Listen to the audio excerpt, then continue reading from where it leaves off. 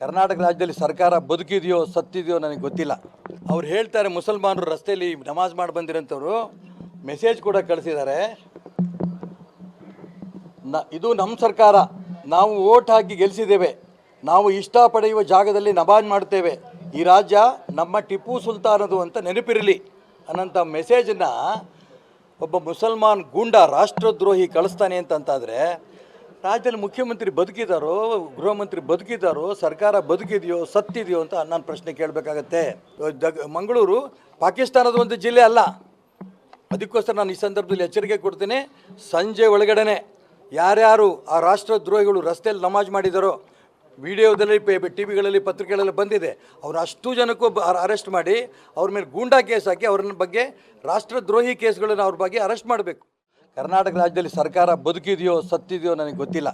ಅವ್ರು ಹೇಳ್ತಾರೆ ಮುಸಲ್ಮಾನರು ರಸ್ತೆಯಲ್ಲಿ ನಮಾಜ್ ಮಾಡಿ ಬಂದಿರೋಂಥವ್ರು ಮೆಸೇಜ್ ಕೂಡ ಕಳಿಸಿದ್ದಾರೆ.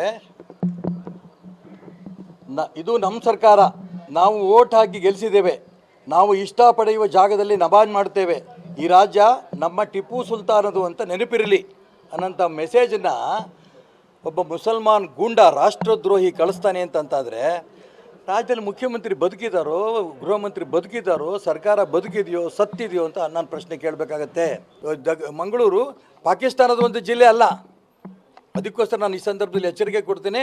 ಸಂಜೆ ಒಳಗಡೆ ಯಾರ್ಯಾರು ಆ ರಾಷ್ಟ್ರದ್ರೋಹಿಗಳು ರಸ್ತೆಯಲ್ಲಿ ನಮಾಜ್ ಮಾಡಿದಾರೋ, ವಿಡಿಯೋದಲ್ಲಿ ಟಿ ವಿಗಳಲ್ಲಿ ಪತ್ರಿಕೆಗಳಲ್ಲಿ ಬಂದಿದೆ, ಅವ್ರು ಅಷ್ಟು ಜನಕ್ಕೂ ಅರೆಸ್ಟ್ ಮಾಡಿ ಅವ್ರ ಮೇಲೆ ಗೂಂಡಾ ಕೇಸ್ ಹಾಕಿ ಅವ್ರ ಬಗ್ಗೆ ರಾಷ್ಟ್ರದ್ರೋಹಿ ಕೇಸ್ಗಳನ್ನು ಅವ್ರ ಬಗ್ಗೆ ಅರೆಸ್ಟ್ ಮಾಡಬೇಕು.